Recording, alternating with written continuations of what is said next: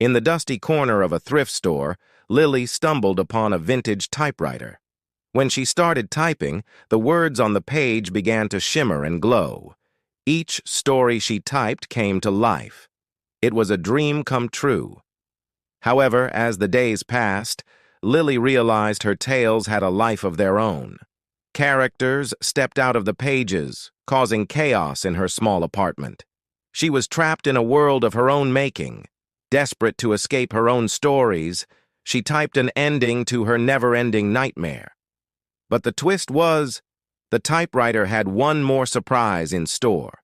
The story she had created now needed her to rewrite their destinies.